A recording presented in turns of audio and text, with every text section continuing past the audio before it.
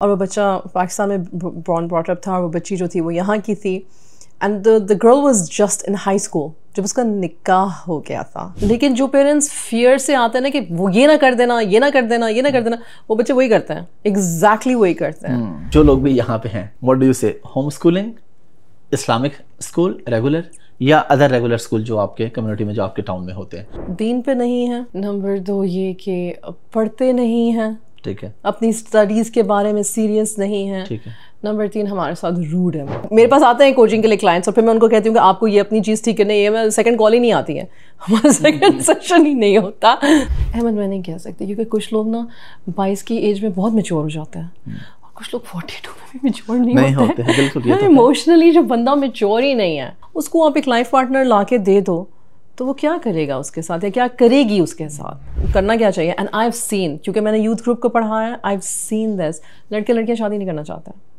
There like हम शादी नहीं करते, क्या ज़रूरत है शादी करने की।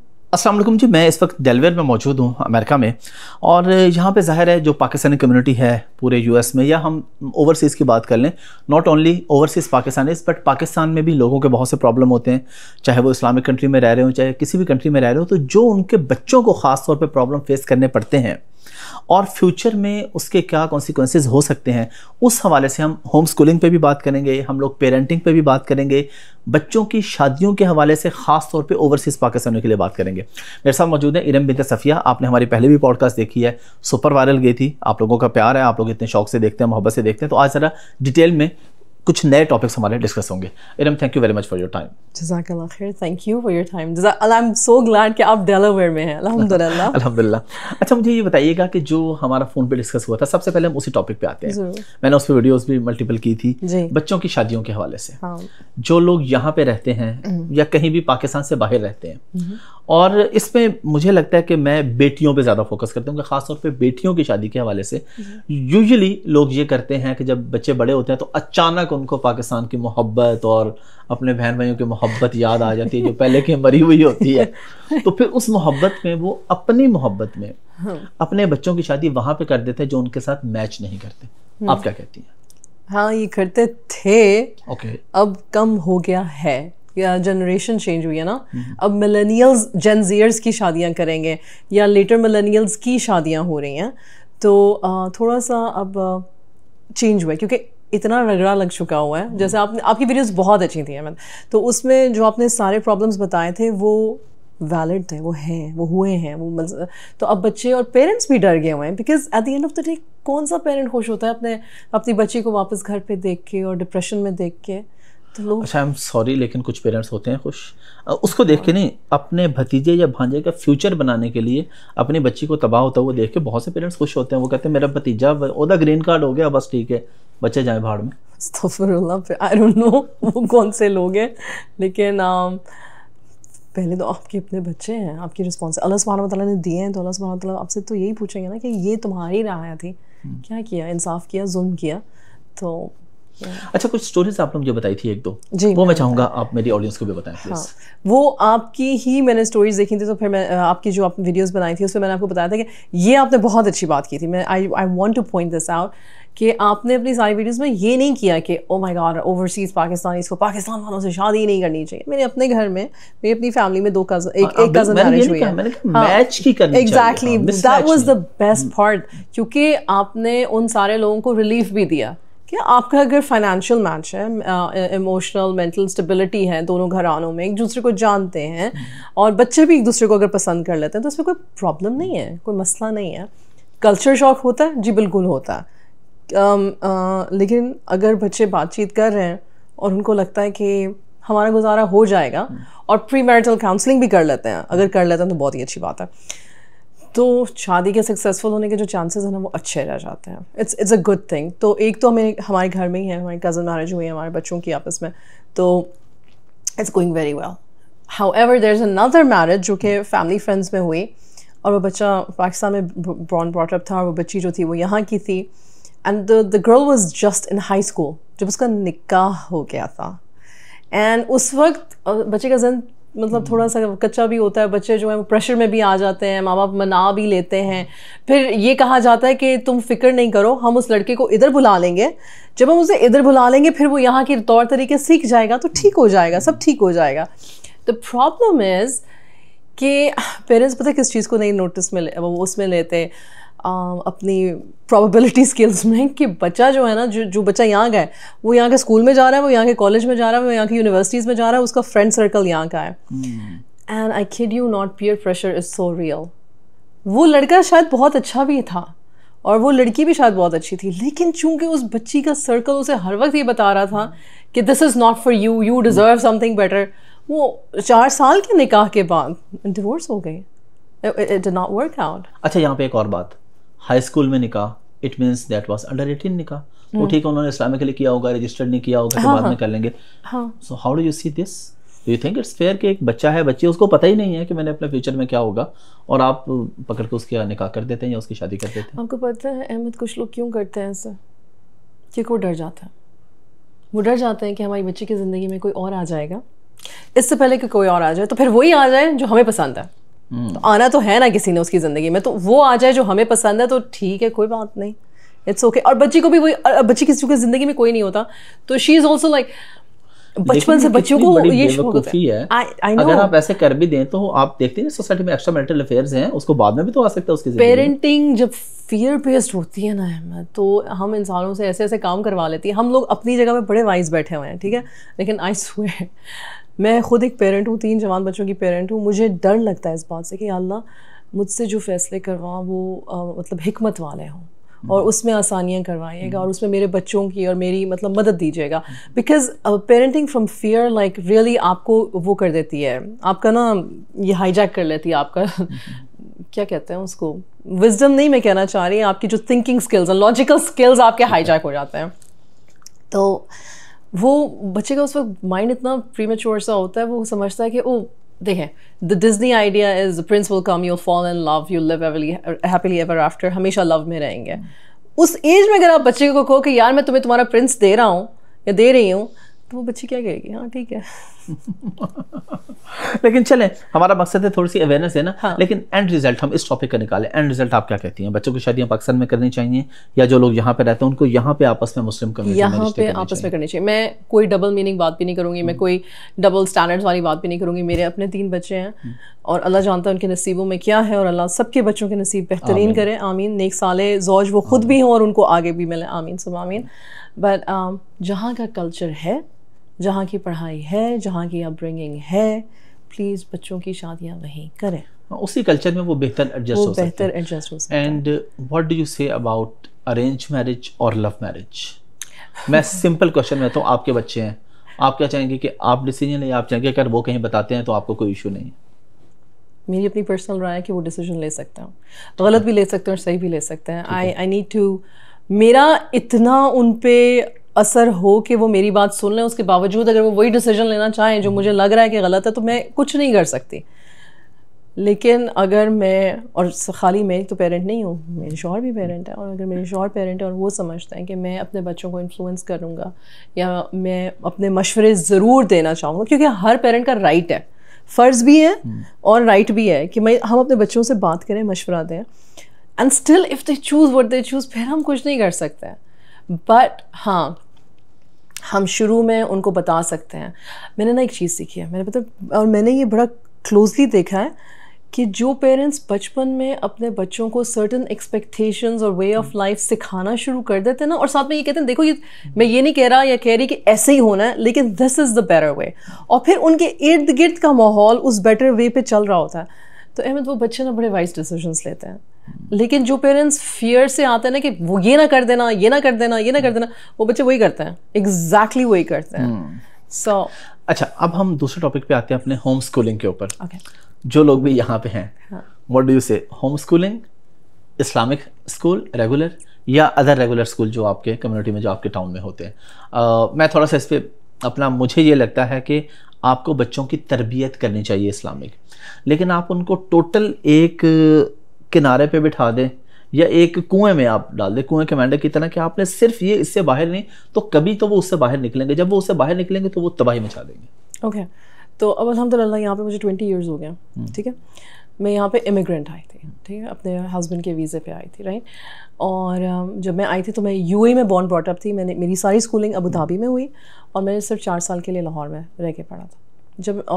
जब मैं आई तो मेरा कल्चर शॉक था।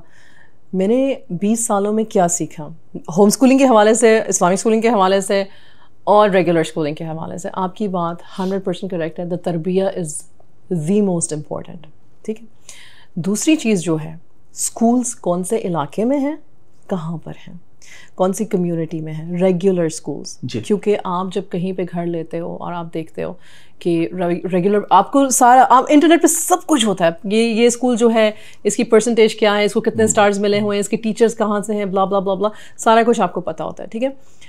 तो आप क्या करते हो, अगर आपने रेगुलर स्कूल भेजा जस्ट फॉर सेक, तो आप अपनी मस्जिद कम्युनिटी में इन होना चाहिए आपको। यस, बिल्कुल। आपको अपनी शाम को वहाँ पे घंटे डेढ़ की कुरान क्लास होती है, नमाज सिखाते हैं, नमाज, और आपको आपके वीकेंड की जितने प्रोग्राम्स हैं, आपको खुद उन प्रोग्राम्स को केटर करना चाहिए। बिकॉज अगेन हम बार बार ये बात करते हैं, बच्चे रोल मॉडल्स देखते हैं। मैं आपको बताऊं, मैंने एक फैमिली देखी, and this is very close, very very close observation. Father very good, mother very good, observant, सारा कुछ, मतलब इस्लामिकली ऑब्जर्व कर रहे हैं। बच्चे जो हैं वो देख भी रहे हैं, बच्चे जो हैं वो पेरेंट्स के साथ उनकी हर प्रोग्राम कर भी रहे हैं, जा भी रहे हैं। But the thing is when they go to public schools और उनकी वहाँ पे दोस्तियाँ, so they have split personalities.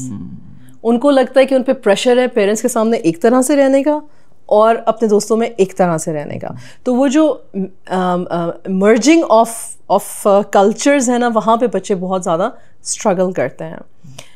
ये होगा, अगर कोई मुझे ये कहना नहीं आप सर्टन इस तरीके से करेंगे तो ये नहीं हो, ये होगा, ऐसा नहीं हो सकता कि ये नहीं होगा। तो अगर तो कोई फैमिली ऐसी है, और ये मैं बहुत ओपनली कह रही हूँ, मेरी observation, because I am coach as well, मेरी ऑब्जर्वेशन है कि अगर फादर और मदर एजुकेटेड हैं और फादर और मदर मस्जिद में भी इन्वॉल्व है और फादर और मदर जो है अपने बच्चों को दीन की भी बेसिक तालीम, सारी तालीम दे रहे हैं, और उनको लगता है कि उन्होंने अपने बच्चों को सर्टन यूनिवर्सिटीज़ में भेजना है, सर्टन करियर्स उनके बनाने हैं, गो फॉर गुड प्राइवेट और पब्लिक स्कूल्स। इस्तिताअत है, go for that, it's completely okay. Consequence क्या होगा उसका, बच्चे ज़्यादा अमेरिकन होंगे, उनको पता होगा। अब हम लोग इस्लामिक टर्म नहीं यूज़ करते, हमारे जेन ज़ीयर्स स्पिरिचुअलिटी यूज़ करते हैं, जो जेन जी वाले हैं, ठीक है। और जेन अल्फा तो माशाल्लाह अल्लाह ही हाफिज़ है, तो बुरे सेंस में नहीं, लेकिन they are going to be sharper, ठीक है। तो then you have to understand कि अगर आपका लेवल ऑफ स्पिरिचुअलिटी, आपका या मेरा लेवल ऑफ स्पिरिचुअलिटी 100 था ना, या चलो 95 था, हमारे बच्चे का 50 होगा। Be okay with that. भी कलमा पढ़ रहे हैं, जना नहीं कर रहे हैं, कुरान की समझ बूझ है, और माशाल्लाह इतनी क्लासेस यूथ की यहाँ पे, प्रोफेशनल्स की यहाँ पर होती हैं Islamic, if there good to it hand, अगर उनके अच्छे मुसलमान दोस्त हैं, बेसिक, ठीक है। एक ये हो गया। अगर आप बहुत वो हैं कि नहीं मेरी तरह मैंने ये किया था और ये मेरा रीज़न था होम स्कूलिंग का, मेरे इर्द गिर्द के पब्लिक स्कूल्स अच्छे नहीं थे एंड इस्लामिक स्कूल था, और मुझे लगा कि मुझे ग्राउंड में ना सिर्फ इस्लामिक वो रखनी है, बेस रखनी है।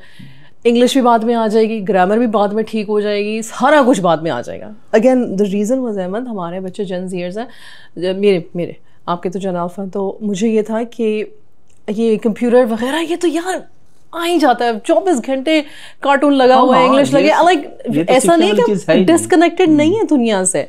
तो मैं चाहती थी कि कोर में ना उनको अपनी आइडेंटिटी में किसी किस्म का शुबा ना रह जाए, हम क्या हैं, हम कौन हैं। और आपको पता है मुझे क्यों हुआ था, क्योंकि मैं खुद मुस्लिम यूथ को मस्जिद में पढ़ा रही थी, and one of the things that I saw was कि दे वर टोर्न अपार्ट, कि हमारे पेरेंट्स जो हैं वो कहते हैं अपने आप को मुसलमान, लेकिन झूठ वो बोलते हैं, गबन वो करते हैं, चीटिंग वो करते हैं, हर गलत काम वो करते हैं, तो ये कैसे मुसलमान है। इससे तो बेहतर हम हैं कि हम सच तो बोलते हैं, जो है वो है, हम हैं। एग्जैक्टली, मुनाफिकत नहीं, मुनाफिक का लफ्ज़, ओह माय गॉड। तो मैंने कहा कि यार home schooling is important, because मैं चाहती हूँ कि एक वो जो सोशल पीयर प्रेशर जो उनको खींचता ना, अब टोर्न अपार्ट करता है, मैं उससे बच जाऊँगी, मैंने अपने बच्चों से ज़्यादा अपने बारे में सोचा था, ठीक है। मेरे बच्चों की आइडेंटिटी बन गई हुई है, देयर मुस्लिम, उन तीनों ने हाई स्कूल घर से किया, 2 कर रही हैं, एक ने, और एक कॉलेज जाने लग गया, ठीक है। अब आप मुझसे पूछेंगे अच्छा तो वो अमेरिकन है कि मुस्लिम है, he is openly Muslim but he is very American. Home schooling के दौरान ही 9 साल का था, मैं अक्सर ये स्टोरी कहती हूँ, जुमा था, मैं फटाफट कपड़े इस्त्री कर रही थी, शलवार कमीज़ उसकी, मुझे कहते ये क्या कर रही हो, अचानक से एक दिन कहते ये क्या कर रही हो, मैंने कहा तुम्हारे कपड़े इस्त्री कर रही हो, कहते क्यों मैंने कहा तुमने करना है, आज कर लो, नहीं कहते क्यों, ये क्यों कर रही हैं आप इस्त्री, मैंने कहा नमाज जुमे के लिए पढ़ने जाना, कहते तुम्हें तो नहीं पहनूंगा, मैं शलवार कमीज़ नहीं पहननी, अब होम स्कूलर है, मैंने शलवार कमीज़ नहीं पहननी, मैंने कहा क्यों, कहते मम्मा हुज़ूर सल्लल्लाहु अलैहि वसल्लम शलवार कमीज़ पहन के जाते थे जुमा पढ़ने दिक्कत नहीं, कहते जुमा तो किसी भी ड्रेस में हो सकता है as long as your aura is covered, संतर आपने अपना एग्जैक्टली। तो मैंने कहा हाँ, मैं दिल में बहुत खुश हुई, मैं दिल में इसलिए खुश हुई because he had a smart argument. Concept clear होना चाहिए। एग्जैक्टली। प्रॉब्लम ये है कि हमारे कॉन्सेप्ट क्लियर नहीं, हमने बस लगा दिया कि तुमने इस मौके पे ये पहनना है, इस मौके पे ये पहनना है, इस मौके पे ये पहनना है। अच्छा, अब हम थोड़ा सा आते हैं पेरेंटिंग की तरफ। आपके पास क्योंकि बहुत सारे लोग आपसे कंसल्टेशन लेते हैं, सबसे बड़ा प्रॉब्लम पिछले 1 साल में आपके पास क्या आया? एक प्रॉब्लम जिसके लिए सबसे ज़्यादा कंसल्टेशन आपके पास आई हो कि जी हमारे बच्चों में ये मसला है, दीन पे नहीं है। दीन पे नहीं है। अच्छा, सेकंड 3 यानी टोटल 3 बता दें। दीन पे नहीं है, नंबर 2 ये कि पढ़ते नहीं हैं, ठीक है, अपनी स्टडीज़ के बारे में सीरियस नहीं है, ठीक है, नंबर 3 हमारे साथ रूड है, बहुत रूड यानी गुस्सा वगैरह ओवरऑल। अब तीनों का सोल्यूशन आप क्या देते हैं? सबसे पहला और सबसे इम्पोर्टेंट, दीन पे नहीं है, कैसे लेके आए? मेरे अपने बच्चे भी छोटे हैं, मुझे नहीं पता, अल्लाह खैर करे, मेरे पास सोल्यूशन नहीं है, आइडियाज़ हैं जो हम सारे पेरेंट्स आपस में शेयर करते हैं। एक तो मुझे सबसे यही लगता है, मैंने यहाँ पे कुछ लोग ऐसे देखे हैं कि वो अपने बच्चों के बारे में बहुत कंसर्न है कि ये टोटल इस्लामिक स्कूल में जाएं, ये इस्लाम पे नहीं, वो खुद वो नमाज भी नहीं पढ़ते। ओ भाई, पहले तुम खुद तुम ये कोई और तुम्हारे बच्चों की तरबियत करेगा? You are stupid. क्यों करेगा? कोई पागल है कोई तुम्हारे बच्चों की तरबियत करेगा? मैं आपको बताती हूँ, I have this good friend of mine, ठीक है, अब वो मैरिड है, उसके 3 बेटियां हैं, उसके फादर इतने ज़्यादा स्ट्रिक्ट थे, उसके पेरेंट्स की बचपन में डिवोर्स हो गई थी और स्टेप मॉम भी घर पर आई थी और उनके भी आगे बच्चे हुए थे, तो इसने एज अ बड़ी बहन अपने स्टेप बहन भाइयों को भी उसने बहुत प्यार से रखा। उसकी स्टेप मॉम अच्छी थी उसके साथ, बच्ची के साथ, लेकिन वो लड़की कहती है कि मेरे लिए जो इस्लामिक स्कूल था ना, मेरा सेफ हेवन था, मेरी टीचर्स इतनी लविंग थी, इतनी केयरिंग थी कि मुझे ना इस्लामिक स्कूल से नफ़रत नहीं हुई। लेकिन उसके वालिद साहब का जो behaviour on the name of Islam था, उससे समझ आ गई कि इस्लाम बुरा नहीं है, हम मुसलमान मतलब वो हैं। अब वो कैसी लाइफ गुजार रही है? She is an open Muslim but she doesn't follow certain things, और वो अपने बच्चों को भी नहीं फॉलो कराती, कहती है नहीं, this is I am not going to restrict them. Again वो हो गया ना, आपका कॉन्सेप्ट जो है या आपकी वो जो एक फियर है वो आ गया आपकी तरबियत में कि आपकी एक, मैं नफ़रत का वर्ड नहीं यूज़ करना चाहती, लेकिन डिसडेन जिसको कहते हैं ना, disliking for certain things in Deen complete है, होल है। लेकिन अगेन मैं ये कहूँगी, हर बंदा अपने लिहाज से अपने मुताबिक जो सोचता है समझता है, और आपकी बात बिल्कुल ठीक है। अगर आपके बच्चे ने अपने वालिद को नमाज़ पढ़ते नहीं देखा, कुरान पढ़ते नहीं देखा, सर्टन चीज़ों को करते नहीं देखा, उसको जितना मर्जी कोई बाहर वाला कह दे, उसके साथ कनेक्ट नहीं करेगा। किस तरह अक्सर हमने एग्जांपल सुनी है कि कोई आया, किसी को कॉल आई, उसके साथ बाप ने झूठ बोल दिया है, हाँ। यार अभी मैं घर पे नहीं हूँ, या मैं अभी मैं फ़लाँ शहर में हूँ। अब बच्चे सामने आपको देख रहे हैं और आप चाहते हैं कि आपके बच्चों की अच्छी तरबियत हो, तो ये पॉसिबल नहीं है। बट देन अगेन वो वही बात है ना, then as a life coach मैं कहती हूँ कि अपने ऊपर काम करना बहुत मुश्किल है। जब मेरे पास आते हैं कोचिंग के लिए क्लाइंट्स, और फिर मैं उनको कहती हूँ कि आपको ये अपनी चीज़ ठीक करनी है, मैं सेकंड कॉल ही नहीं आती है, हमारा सेकंड सेशन ही नहीं होता, because the first session in itself is like okay I am the problem, अच्छा चलो ठीक है, तो आप उस पे वो आगे निकलते ही आगे नहीं निकलते। सो आपने कहा कि अगर दीन का प्रॉब्लम है तो उस पर क्या करना, उस पर आपने ही जवाब मेरी बात का खुद ही दे दिया कि मतलब if you do people will follow. Again वही बात है, if you are 90% in today's age and time, expected less, 50% भी ओके, बट एक्सपेक्टेड लेस। दीन अगर बच्चों में चाहते हैं तो आपने सोल्यूशन ये दिया कि आप खुद दीनदार हो जाए, आपके बच्चे हो जाएंगे, लेकिन ज़रूरी नहीं है कि उस तरह के हो जैसे आप सोचते हैं। मुझे ना, मैं अभी रिसेंटली एक जगह पे गई थी और वहाँ पे वो कंट्री बज़ाहिर मुस्लिम है, लेकिन वहाँ की यूथ को ये भी नहीं पता कि मुस्लिम होने का मतलब क्या है, ठीक है। एंड फिर मैं वापस आई तो मुझे मैंने मेरी कोई क्लास थी जिसमें कुछ लोग इनरोल थे, तो वही मदर्स थी कि हमारे बच्चे कुरान नहीं पढ़ते और हमारे बच्चे ये नहीं करते और नमाज़ पढ़ने के लिए भागते हैं और हम बहुत तकलीफ़ में, बहुत परेशानी में। तो मैंने उन्हें कहा कि यार शुक्र करो कि वो कम से कम अंडरस्टैंड करते हैं, सुन लेते हैं और हर वक्त इस्लाम से नहीं भागते हैं, मुकम्मल तौर पे एग्नोस्टिक नहीं हो गए, मुकम्मल तौर पे एथियस्ट नहीं हो गए। आई अंडरस्टैंड कि एक प्रॉब्लमेटिक बात है, बट जो है उसी को पकड़ के रखो और उनको शेम करने की बजाय इनकरेज करते रहो। At the end of the day Allah सुब्हानहू व तआला जिसके दिल में हिदायत डालता है। इंशाल्लाह। सेकंड पॉइंट, बच्चे पढ़ते नहीं हैं या पढ़ाई में उनका दिल नहीं लगता। Again the brain rot, scrolling, attention deficit, and वो कैसे समझ आ सकता है? रोल मॉडलिंग या बच्चे में खुद कुछ बच्चे होते नहीं है जिनको खुद ही शौक होता है। हाँ होते हैं। मेरे बच्चे देखे जिनको खुद ही शौक है, जुनून की तरह, हमने डॉक्टर ही बनना है, हमने यही करना है, हमने नासा में ही जॉब करनी है, हमने मैथमेटिशियन ही बनना है, वो पढ़ते हैं। And then there are some kids they don't know कि उन्होंने क्या करना है।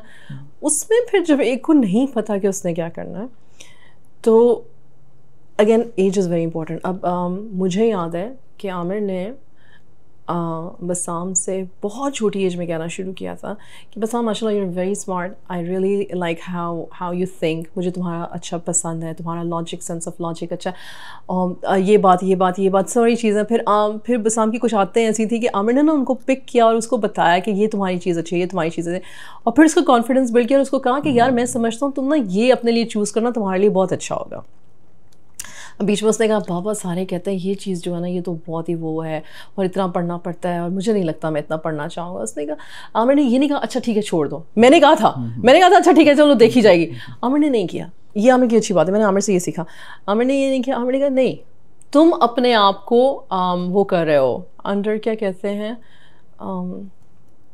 अंडर एस्टिमेट कर रहे हो, और मैं तुम्हें ओवर एस्टिमेट नहीं कर रहा। मुझे नज़र आ रहा है कि तुम्हारे में ये कैपेबिलिटी है, have faith, I am right here with you, हम सारी स्ट्रगल से इकट्ठे गुजरेंगे। I am not just going to leave you, I am not going to demand from you कि तुमने तो बस अब यही करना है क्योंकि मैंने तुम्हें कह दिया है, लेकिन तुम करके देखो, कोशिश करके देखो। और मैंने देखा कि उस बच्चे का दिमाग एट द एज ऑफ 13, 14, 15 बन गया था कि ठीक है मुझे पता मेरा करियर क्या है, and I'm just going to focus on it and I'm just going to work on it। अब इसमें आमिर का भी कमाल है और कुछ अल्लाह के भी, अल्लाह ने आमिर पे करम किया कि आमिर की औलाद जो है आमिर की बात सुनती है। हर बच्चा ऐसा होता है, हर स्टोरी ऐसी होती है नहीं, लेकिन मैंने काफ़ी पेरेंट्स को देखा कि जो parents at the age of 7, 8, 9, 10, 11 7, 8, 9, 10, 11 अपने बच्चों की स्किल्स पे ध्यान दे के उनको बताना शुरू कर देते हैं ना, तो जब बच्चे 18 के होते हैं तो उनका तो ये अभी पूरी तरह से बना नहीं होता, बच्चे कंफ्यूज होते हैं। मैं अक्सर ये सोचती हूँ यार कैसे ये स्कूलिंग सिस्टम ये कैसे है, 18 साल के बच्चे को ये नहीं पता कि उसने खाना खाया कि नहीं खाया, कि कितनी दफ़ा खाया, कि कपड़े कहाँ धोए हैं, कपड़े नहीं धोए, मतलब बचकाना से होता है। उनको कहते हैं कि अपनी पूरी ज़िंदगी डिसाइड कर लो। It is not fair. ऐसे में इसका मतलब है कि पेरेंट को शुरू से अपने बच्चे को स्किल को देखना चाहिए। Then again a present parent can do it, an absent parent cannot do it। इसी सिलसिले का जो लास्ट क्वेश्चन था कि बच्चों का गुस्सा, मिसबिहेव करते हैं, चिड़चिड़ापन है, गुस्सा है, इसकी सबसे बड़ी रीज़न क्या होती है? यानी अगर पेरेंट्स जानना चाहिए कि अच्छा अगर बच्चा ऐसा है तो रीज़न क्या होगी, क्योंकि आपके पास तो केसेस आते हैं, फिर सोल्यूशन क्या है अगर बच्चे बात नहीं सुनते, गुस्सा करते हैं? सोल्यूशन बहुत ढेर सारा सब्र है, बहुत ढेर सारा सब्र है, अपने ऊपर बहुत ढेर सारा काम करना है। आपने ये देखना है कि आपके अल्फाज किस तरह के हैं। You have to play it in your head कि अगर तुम्हारे साथ कोई ऐसे बात करे तो तुम्हें कैसा फील होगा। फिर पर्सनालिटीज़ होती हैं, राइट। आपको ये पता होता है कि मेरी पर्सनालिटी ऐसी है और मेरे हस्बैंड की पर्सनालिटी ऐसी है और मेरा बच्चा कॉम्बिनेशन ऑफ पर्सनालिटी है, 50% यहाँ से है, 50% यहाँ से है। एंड देन हम तो हस्बैंड वाइफ एक दूसरे को डील करने में सारी ज़िंदगी निकाल देते हैं, तो बच्चे का मिजाज भी तो हम ही दोनों से आ रहा है। It requires a lot of patience, it requires a lot of awareness, it requires a lot of self-reflection, it requires कि आप अपने ऊपर ढेर सारा काम करो। और ऐसा नहीं होता कि आप पेरेंटिंग को हॉल्ट पे छोड़ देते हो, ऐसा होता है कि आप रोज़ आप एक नया स्टेप जो है, एक नया एक्सपेरिमेंट जो है वो करते हो कि मैं ऐसे बात कर रहा हूँ, ये ऐसे बात कर रही है। और अल्लाह गवाह है कि बेतहाशा सब्र की ज़रूरत है, बेतहाशा सब्र की ज़रूरत है, क्योंकि एट सम पॉइंट आपको होगा कि यार मैं तुम्हारे लिए इतना खप रहा हूँ, इतनी मेहनत कर रहा हूँ, मतलब दिन रात मैंने एक किया हूँ, मैं तुम्हारे लिए कमा रहा हूँ, तुम्हें खिला रहा हूँ, तुम्हारी प्रोटेक्शन, तुम्हारी चीज़ें सब कुछ तुम अच्छा प्रिम प्रॉपर हो, और तुमसे 2 घड़ी मुझसे आराम से बात नहीं हो सकती। मैं पूछूँ दूसरा तीसरा सवाल पूछूँ तो तुम मतलब कि तुम्हारा मुंह बन जाता है। वो जो मुंह बन जाता है वो हमें इंसल्टिंग लगता है, लेकिन वो जो मुंह बनता है उसके पीछे इतनी साइकोलॉजी है। मैं मानती हूँ बच्चे ऊपर वाला लेबल बिल्कुल ठीक है, बदतमीजी कर रहे हैं, ये है क्यों कर रहे हैं, ये जानने का जो हौसला है ना और जिम्मेदारी, ये मेरी है। मुश्किल काम है, आसान काम नहीं है। पेरेंटिंग बहुत मुश्किल काम है। अच्छा, एक लास्ट क्वेश्चन पूछना दरमियान में चाहिए था, लेकिन शादी की आइडियल एज क्या है? क्योंकि आप एक लाइफ कोच हैं, आप ये चीज़ें देखती हैं कि किस एज की शादी ज़्यादा ठीक चल रही होती है, किस एज की शादी में ज़्यादा मसाइल आते हैं, तो एवरेज आपको क्या लगता है कि इस एज में शादी होनी चाहिए? अहमद, मैं नहीं कह सकती, क्योंकि कुछ लोग ना 22 की एज में बहुत मैच्योर हो जाते हैं, और कुछ लोग 42 में भी मैच्योर नहीं होते हैं। बिल्कुल, इमोशनली जो बंदा मैच्योर ही नहीं है, जो इमोशनली मैच्योर नहीं, मैं फाइनेंसेस की नहीं बात करती, लेकिन जिसको अपने इमोशंस पे, अपनी लॉजिकल थिंकिंग पे जिसको काम करने की ज़रूरत है, उसको आप एक लाइफ पार्टनर ला के दे दो तो वो क्या करेगा उसके साथ या क्या करेगी उसके साथ। और अब तो मैं ये भी नहीं कहती कि सिर्फ हस्बैंड्स ही बुरे होते हैं, माशाल्लाह से जहाँ पे बेचारे लड़के भी बहुत ज़्यादा पिसते हैं। ये बात सच है कि मतलब बिकॉज ऑफ फेमिनिज्म, लिबरलिज्म, असारेइज्म, दोनों ही ना कंफ्यूज हो गए हैं बेचारे कि मतलब करना क्या चाहिए। एंड आई हैव सीन, क्योंकि मैंने यूथ ग्रुप को पढ़ाया है, आई हैव सीन दिस, लड़के लड़कियाँ शादी नहीं करना चाहते, देयर लाइक हम शादी नहीं करते, क्या ज़रूरत है शादी करने की? इट्स ओके, शादी is just going to cause more confusion, और फिर बच्चे और फिर बच्चे करें, और फिर बच्चों के, हमारे पेरेंट्स कौन से ग्रेट पेरेंट्स हैं जो हम भी यही सब करें, हमने करनी नहीं है। नहीं, it's really dangerous, it's really dangerous. तो शादी की जो अच्छी एज है वो ये है कि जब, इसलिए मैंने पहले भी शुरू में कहा ना, प्री मैरिटल काउंसलिंग ज़रूर कर रहा हूँ। लोग एक दूसरे बच्चों को लाखों लाखों के गिफ्ट्स देते हैं, मैं कहती हूँ कि लाख नहीं लगता, 1 लाख भी नहीं लगता प्री मैरिटल काउंसलिंग पे अमेरिका में। और कुछ मसाजिद यहाँ पे, हम अमेरिका की बात कर रहे हैं ना, कुछ मसाजिद यहाँ पे मिनिमम फीस लेती हैं, कभी कभी फ्री में भी कर देती हैं, बट योर इमाम या your premarital counsellor should be, मतलब कि लाइसेंस्ड होना चाहिए या सर्टिफाइड कम से कम होना चाहिए, कि उसको पता हो कि वो क्या कर रहा है, या क्या बोल रही है, या क्या बोल रहा है। तो ये ज़रूरी है। Thank you very much for your time. Last में कोई मैसेज? और वैसे तो लोगों को पता है माशाल्लाह, लेकिन फिर भी आपसे काउंसलिंग का तरीकाकार, आपका चैनल पे आए या कोई ईमेल एड्रेस है तो वो भी बता दें प्लीज़। हाँ, इंशाल्लाह ताला www.iraminzafia.com, और उस पर मेरी सारी इन्फॉर्मेशन और स्केजुलिंग है। आप किस तरह से स्पेल? IRAMBINTSAFIA, iraminzafia.com। ठीक है। और मैसेज क्या है? मैसेज मेरा ये है कि अपने लिए भी आसान रहें और अपने इर्द गिर्द वालों के लिए भी आसान रहें, और अल्लाह अल हलीम से मांगें कि अल्लाह हमें हिल्म अता फरमा और हमें हिकमत अता फरमा। आमीन। Thank you very much.